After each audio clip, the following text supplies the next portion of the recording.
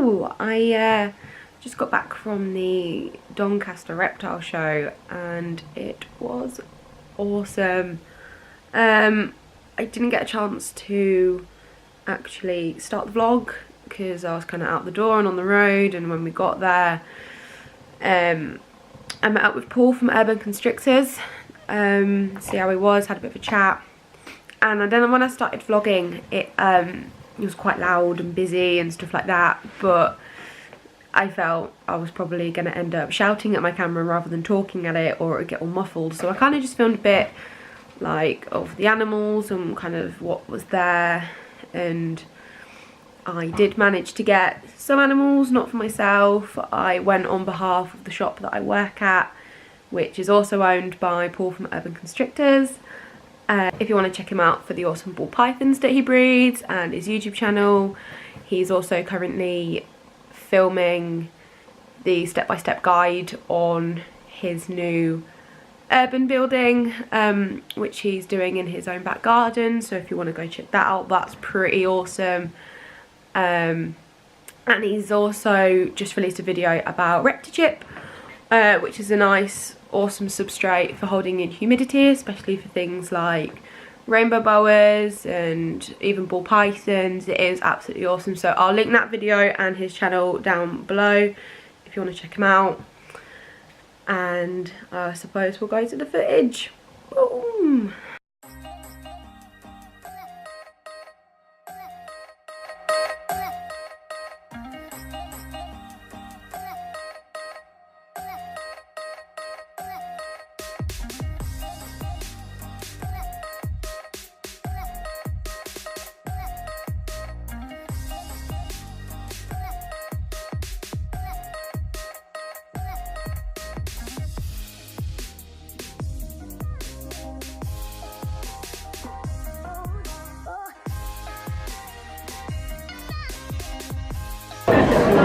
He's cool. I like him.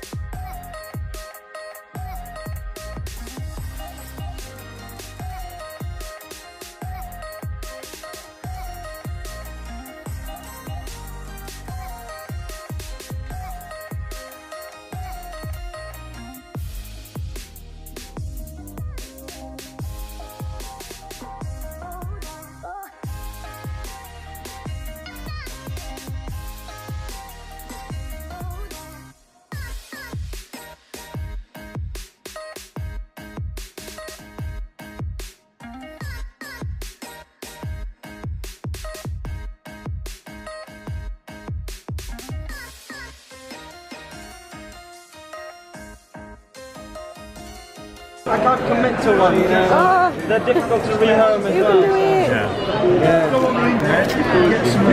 They're pretty much fully worked. Hi. Spend up on the back of the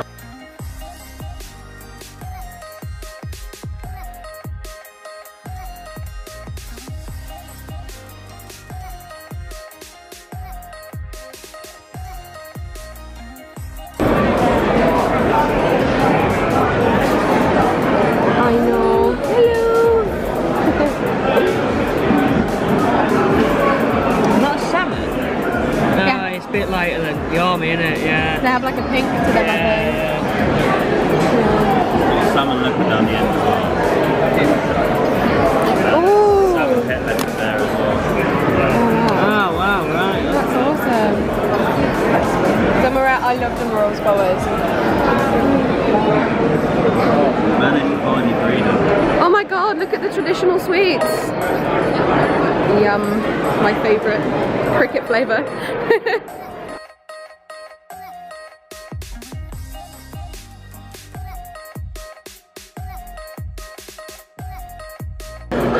She's holding my hand out there so I can't pull it back.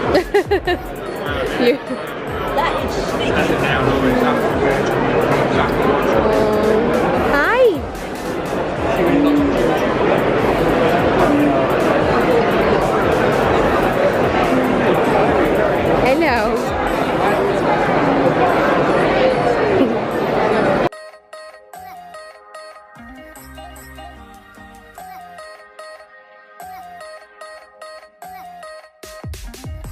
You Yeah. have to trust the site. I've got a couple that I don't really trust yet, so I don't let people handle it. Never go on the top of the head. She won't do anything they don't like. Hi. Hello.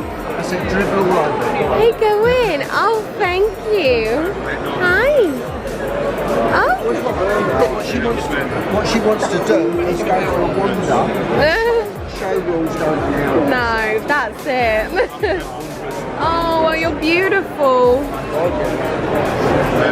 But she knows there's people there and she just wants to. It doesn't bother her at all. Hi.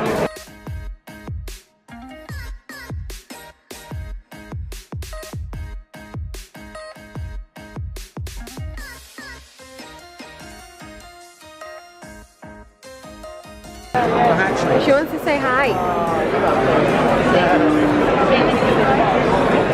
She's like, sod your show rules, I'm gonna go explore. I'm going to go and knock everything off.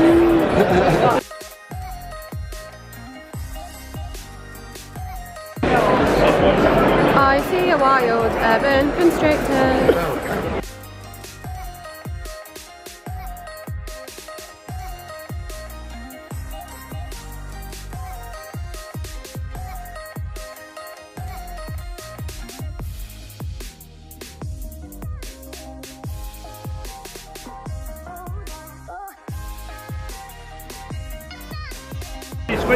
Subscribe.